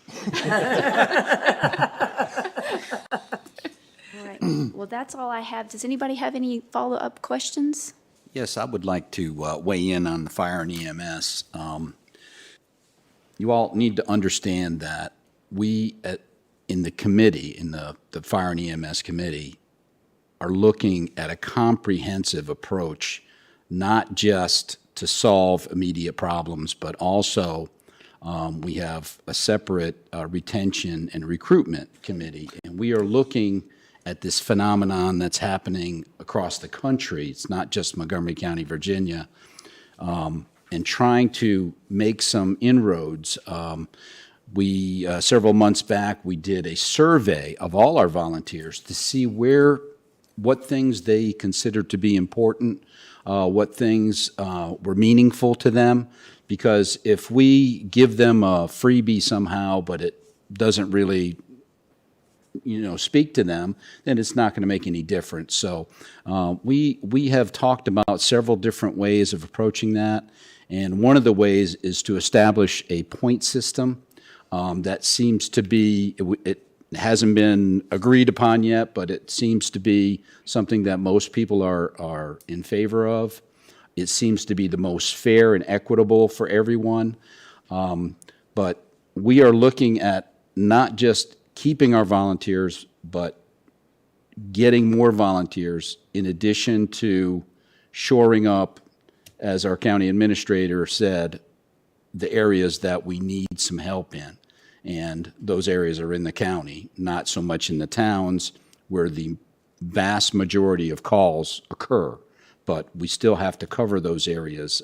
It's just as important in the county as it is in the town. So I think we're really making some good progress, and I apologize for not giving you regular updates, but a lot of times there's a lot of back and forth and we don't really come to an agreement, but I think it's kind of gelling now, and I think we're going to have something very soon. So I just wanted to weigh in on that. Absolutely. Thank you. Madam Chair, if I could add one thing, a little birdie in the back of the room chirped in my ear and let me know that of the 56 applicants we have, 25 of those applicants are current volunteers in the county, so a little less than half. Excellent. Very good. All right. Any other comments? Do I have a motion to come out of work session? Motion. Second. I have a motion and second. Any discussion? Madam Clerk, if you'll please call the roll. Ms. Bone? Aye. Mr. Shepherd? Aye. Ms. Fidzikowski? Aye. Mr. King? Aye. Ms. Biggs? Aye. Mr. Motts? Aye. Chair Blevins? Aye. 7 ayes. Right now, we're going to take about a 10-minute recess, if that's good with the board, and we'll come back in about 10 minutes. Recess. Yeah, that's what it is. Recess. You go play. They do all good.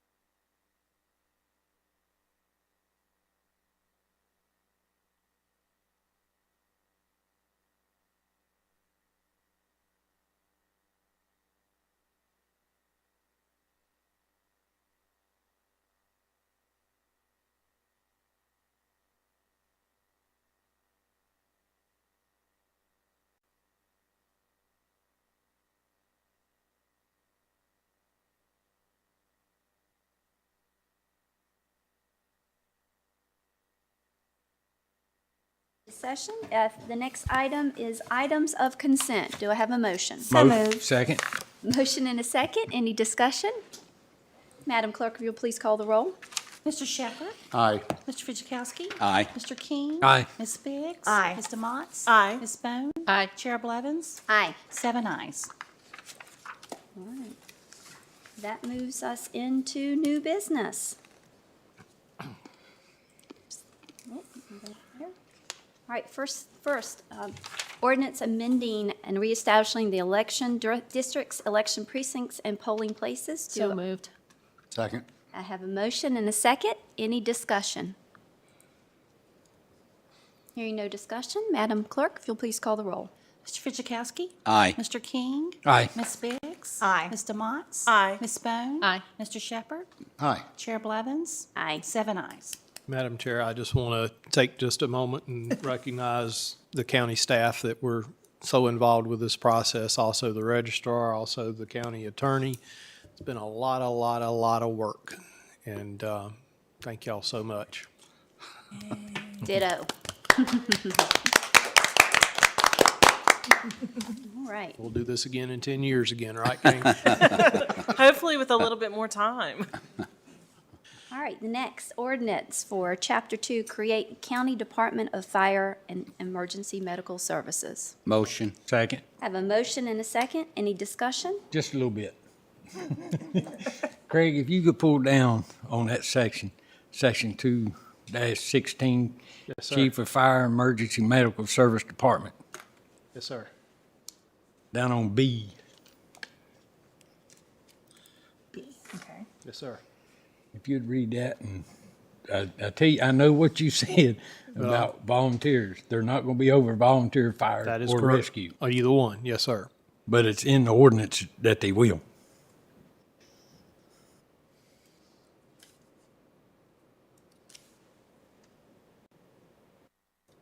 Now, it says may, yep, I see that. It says may consist. There's no intention of pulling volunteers into that group. And I know other supervisors said they heard the same thing from volunteers. The entire language of this ordinance is to establish the county department. Brad, I see Brad moving this way. Do you want to add something to that? Hold The on. way that's written is that will allow us, Come to the mic. as Montgomery County EMS, Montgomery County Fire, Yep, our come. career staff, that will allow us to have volunteers if someone wanted to volunteer for us. Thank you, Brad. It doesn't mean that we're supervising like Reiner EMS or Shawsville EMS. They're a separate entity.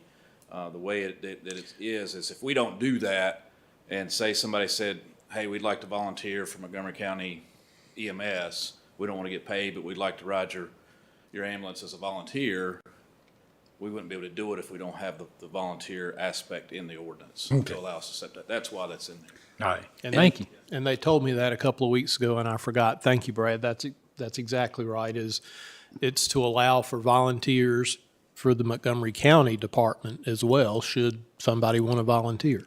And that actually came up at some of the local meetings. Volunteers asked if they could do that, and I guess that covers it, so. Thank you, Brad. Any further discussion? Madam Clerk, if you'll please call the roll. Mr. King? Aye. Ms. Biggs? Aye. Mr. Motts? Aye. Ms. Bone? Aye. Mr. Shepherd? Aye. Mr. Fidzikowski? Aye. Chair Blevins? Aye. 7 ayes. All right. The next, VRS, Enhanced Hazardous Duty Benefits Participation. So moved. I have a motion Second? and a second. Any discussion? Just a little bit. This is for position full-time firefighters and EM medical technicians. We don't have any. Not yet. Not. But we might, right? And this language, is this the language we got from VRS? Yes, it is, and it does cover the director and the deputy directors as well.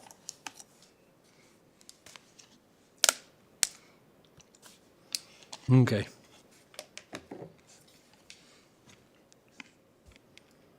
Any discussion? So my understanding is this is to cover right now our current, and then in the future, Any employees that are hired in Montgomery County Emergency Full-time. Services. Full-time. Yes, full-time, yes. Thank you. any other discussion? Madam Clerk, if you'll please call the roll. Ms. Biggs? Aye. Mr. Motts? Aye. Ms. Bone? Aye. Mr. Shepherd? Aye. Mr. Fitchukowski? Aye. Mr. King? Aye. Ms. Biggs? Already said. Yeah, I think I already voted, I'm didn't I? sorry. That's- Yeah, I can only vote one time. Chair Blevins? Aye. 7 ayes. Okay, next, MCPS Capital Fund Transfer. So moved. Second. I have a motion and a second. Do I have any discussion? Just a quick question. I know y'all saying, I wish he shut up. No, you're good. When you ask questions, Todd. It says to Operation Center renovation. Is that down to the bus garage and all that? Yes, sir. So we're using money that we allocated for schools for something different. Mr. Krantz, you want to Well, take that one? it's taken the old CMS site that we've been converting. We got the central school there, the warehouse functions, and then we're moving that bus garage out of Cambria because of some environmental concerns. Converting that gym, those funds would take that ball field, the old football field right there, and convert that into a parking lot for buses. That also will require a fairly large underground retention pond, so that's the bulk of the dollars. But aren't these the leftover funds from your project? It was funds that at the end of last year, we put as placeholders. They're not needed for CES or BES. Yeah. Does that And then the help? 1.5 is the 2.5 cents that we hadn't allocated to any particular project. So we're getting ready to talk about money for Christiansburg High School. And we're going to take this money and allocate it for something different than a school. Well, we still have a good amount of capital, the 2.5 cents. We have about $4 million that is sitting there for future school-related work. Now, our plan with CHS is using whatever the bond proceeds would be, plus $10 million out of the American Rescue Plan that the state's approved. Those funds that are on the American Rescue Plan should be used for two main purposes. One is learning loss, and two is ventilation. And the $10 million is the ventilation on the addition at CHS. This is money that's left out of the other bonds that we issue for these schools? But not the future capital project, but the other. I'd have to go back, Mr. King, and trace it back, because you could be right. I just hadn't gone back to when the first thing originated. Angie? The portion of the funds that we would transfer from the school projects would not be bond proceeds. If you recall, when we allocated funds for those 3 elementary schools, the county provided $5 million in funding for those. It would be from the $5 million proceed, not bond proceeds, but funding from the county. That's cleaner for our bond reporting if we transfer it between projects. I'm just concerned, like I said, we're getting ready to, excuse me, to borrow money for Christiansburg High School. And we're going to move this leftover school money to another project. Mr. Krantz? Ma'am. The sale of the Cambria project, which was about 800,000, Correct. that's also to be used for this That would go into operation? future capital projects, no ma'am. Say again? That would go into future capital projects. That would not go into this particular project, because that closing has not taken place yet. Was that originally what that sale was going to be used for? I remember it was going to be used that for was operational. one potential, no ma'am, it was intended for capital use. It was not intended to be in operations. I'm sorry, not operation, operations center, to use for the Could operations have been, center. it just depended on where we were at that time when the sale took place. So that money has not been designated yet where you It would will- go into future capital. So as Mr. King's saying, there's about $4 million that's there for, other capital. It could be roofs, it could be mechanical systems, whatever the capital needs of the district is. And their needs are far greater than just CHS. So there's other capital projects that, there's a limitation, as I understand, on the funding, because we all have a limited dollar, those funds would be used for those capital projects, primarily roofs, windows, and ventilation systems at some of our existing schools. That's above and beyond what we're going to put into the CHS project. Any other discussion? Mr. Supervisor DeMotts? I hear Supervisor King's point, and I think it's a valid point, so I'm just providing some feedback that, yeah, I think you're making a valid point. I do understand the necessity of doing the upgrades at the Operations Center and getting the buses to that location. Is this the whole bill for the renovations, or is this part of the bill? This will be the final bill. This will take the ball field, convert it, and do the rest with any concrete work we've got to do there. And I know that you've said this, we've had so many meetings together. What is the benefit to, I guess, Montgomery County as a whole to have the buses located there? Well, there's a couple. Number one, the existing facility at Cambria does not meet the environmental standards. And so at some point in time, you'd have to either tear down that facility and redo it to fit your environmental quality standards that are sitting there, which is a limited site with limited availability. And when that were to occur, where would I move the buses to?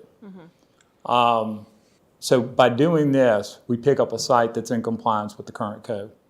Number two, by putting everybody in one central location, you get an efficiency of the operations. We've seen that. We've moved into that facility our technology, we moved our school nutrition, we moved our transportation administrative offices there, and we also have our facilities offices there as well as the warehouse. So we've seen that efficiency that takes place in that building. I understand where Mr. King's coming from, because here we are asking for more money, more money, more money. I'm a big believer capital should stay capital and operations should stay operations. And the two shouldn't meet, because the minute you take one-time funds or capital funds and you use it on your operations, then what's going to happen the next year? You're going to come back in front of y'all and say, may I have more money, more money, more money? And you've got a limited budget and a limited dollar. And I just don't think that's equitable. I think that an entity should stand on its own from an operations standpoint, and the same thing on the capital side. So I appreciate that. Thank you for clarifying. And then for the electric buses, are you going to locate charging stations at the operations center? Or? yes, ma'am. So what we've done in FY22, and I think, Mr. King, I wanted to clarify, so just make sure you and I are on the same page. We did 2 buses at the beginning of FY22, so that counted toward the 8, which was always the district's goal. We've done 4 that we've gotten grants, 2 from AEP and 2 from DEQ, and those buses should arrive in April. We were told March or April. They still haven't arrived in March, so April. Each bus has a single charging station. Those charges will be done depending on where's everything at, with the parking lot and all. We can charge at Cambria temporarily. We get to use, when Cambria closes, we get to use it rent-free through the end of December. And we should be finished everything at the op center so that the buses then will come and do their charge at the operations center. And then that'll give us 6 in FY22. And then typically we've always used carryover funds to purchase, since I've been here, going back, that's always been the intent. And I would recommend we continue to use those carryover funds to purchase the buses at, when they're available. But don't get me wrong. I appreciate what you're doing on the garage, because I know if you had to build one, it would cost a whole lot more. Yes, sir. A lot more than we got. It would. It would cost a whole lot more, I do. But just my concern is, I think if I didn't have that $4 million, I'd be backing you 100%, but I do. And we've done that intentionally, trying to hold funds so that we've got it when a roof fails. Or, you know what I'm saying? Yeah. Instead of coming here and saying it's an emergency, I think we have to show that we're doing the best we can do with the funds we have. And then it gives us more credibility when we come to you and say it truly is an emergency. And we're not at that point.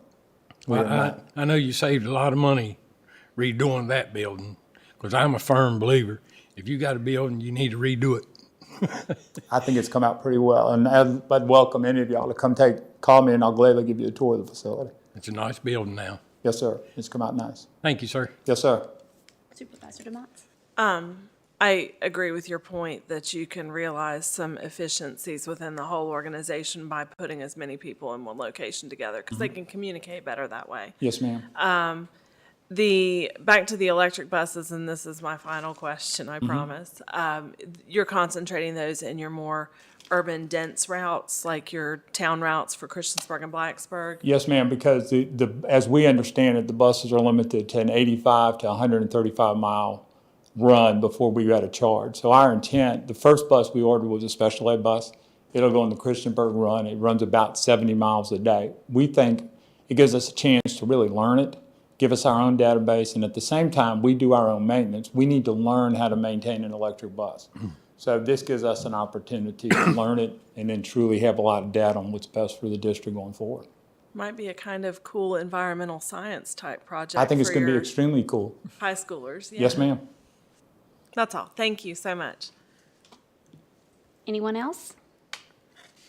Mr. Krantz, just to clarify for me, so the 2.5, the 2,575,1113 you're asking to be transferred, that will finish up the operations center. Yes, ma'am. That will be the final. And then to understand that the school does have $4 million in future capital projects right now. That's correct. Okay. And those two primary sources of that will be what sits in CPS that will not be used at CPS. Okay, we put that as a placeholder. That's not going to be used at CPS. CPS will be completed within the bond proceeds. Then the second source is the 2.5 cents that we're not going to be using, plus then take Cambria, and that's your $4 million. So the $4 million that you have in capital, again, are from the CPS, the 2.5 cent real estate tax set aside future, and then the $800,000 that once the sale is closed, completed for that, and that will be for That's future. primarily, yes, ma'am. Future capital, and that you all are anticipating are going to use $10 million for the ARPA for ventilation for the upcoming Christiansburg High School. And that'll be from the American Rescue Plan or ESSER 3 funds. Okay, very good. And then, I think that, I just wanted to clarify that. Yes, ma'am. Okay, thank you. Any other further discussion? Madam Clerk, if you'll please call the roll. Mr. Motts? Aye. Ms. Bone? Aye. Mr. Shepherd? Aye. Mr. Fitchukowski? Aye. Mr. King? Aye. Ms. Biggs? Aye. Chair Blevins? Aye. 7 ayes. Very good. Then next, we have the proclamation for Take Back the Night Rally in March. So moved. Second. A motion and a second. Any discussion? Madam Clerk, will you please call the roll? Ms. Bone? Aye. Mr. Shepherd? Aye. Mr. Fitchukowski? Aye. Mr. King? Aye. Ms. Biggs? Aye. Mr. Motts? Aye. Chair Blevins? Aye. 7 ayes. All right. County Attorney Report. We have the I'm sorry, addendum. Addendum. Oh, I already skipped it that quickly. That's okay. All right. We do have the addendum for the resolution of reimbursement from bond proceeds for the school capital fund, the Christiansburg High School project. Back in 2021, the board agreed to advance $5 million to the school capital fund to cover the A&E cost for the project. Those funds were appropriated back in November. We need a resolution. We need to go ahead and adopt a resolution so that when the borrowing is done for this project, if we want to reimburse ourselves for any of the expenses, we can go back and do that. So moved. Second. Third. A motion and a second. Any discussion? All right, Madam Clerk, please call the roll. Mr. Shepherd? Aye. Mr. Fitchukowski? Aye. Mr. King? Aye. Ms. Biggs? Aye. Mr. Motts? Aye. Ms. Bone? Aye. Chair Blevins? Aye. 7 ayes. Now that exciting time for the county. No report, Ms. Aw. Mr. Meadows. Thank you, Madam Chair. I'll be brief this evening. Just want to remind everyone, once again, we have a meeting next Monday night at 6 o'clock to set the advertised tax rate and budget for fiscal year '23. I also want to share one tidbit of information. I meant to look at this a couple of weeks ago, and then with budgets and bonds and broadband and all the other things we're doing, I just hadn't had a chance. The Weldon Cooper Center, back at the end of January, came out with their 2021 population estimates for cities and towns and counties in Virginia. And if you recall, the Weldon Cooper Center had us over 100,000 prior to the census, and then the census came in with us slightly under 100,000, which we all knew was a little bit low. The population estimate for Montgomery County for July 2021 was 101,938. So we wish there was something we could do about the census number, because we all know that number was low, but that is the number we have to live with from the census. But Weldon Cooper says we're right at 102,000 now. So just wanted to share that this evening. That's all I have. Very good. All right. Supervisor Shepherd, do you have any reports? I don't have any report tonight. Thank you. Supervisor Bone. I want to say, way to go, men's basketball, Virginia Tech. Really happy for everybody. I also want to wish everybody a happy Pi Day, because it is 3.159. And then I'm going to do a mother's shout out for my youngest son, who's turning 23 on Monday. And he is going to be graduating, getting his bachelor's degree. So I'm just acknowledging that publicly. Thank you. Supervisor DeMotts. Two things. I did want to at least touch on the citizen comment that we had about the development in District F, because Supervisor or Vice Chair Biggs and I both have big vacant developments, the Terrace View and Starbridge Square properties that are going to be lots of people. We did ask that question at the original presentation. We can't account for it in the population numbers because they're not there yet. So, point well taken, though. And my soapbox a little bit has been District G is the most densely populated district in all of Montgomery County. And when the census was conducted, a lot of my residents are student residents and were not physically present in Blacksburg at the time of the census, and so they weren't counted. And so I think we'll have an interesting process in 10 years when District G residents are actually present for the census count and those properties are online and whatever else development comes in the interim. But very valid point. I also wanted to get all of you guys to mark your calendars. This is somewhat tentative, but the date is fixed. Montgomery County Parks and Rec is going to have an opening day for baseball. They're going to hold it at Creed Fields on Saturday, April 30th, with an introduction of all of the Montgomery County baseball teams, so from T-ball all the way up. So all ages, they're going to do an introduction sometime in the 9 to 10 hour. And Mitchell is currently coordinating a little event just to kind of celebrate a bit of a return to normal Parks and Rec activities where we can have the kids on the ball fields again. So please mark your calendars if you can attend. I know that Parks and Rec would really appreciate it, and the kids would probably think it was really cool too. So that's all I have. Thank you. Supervisor King. Don't have no report, but would like to say again how much I appreciate all the work people has put in this redistricting. And I know you're got a busy day, and then you put this on you. Marty, me and you'll meet tomorrow and go over this again.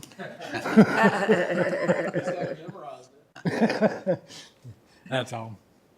Supervisor Fidzikowski.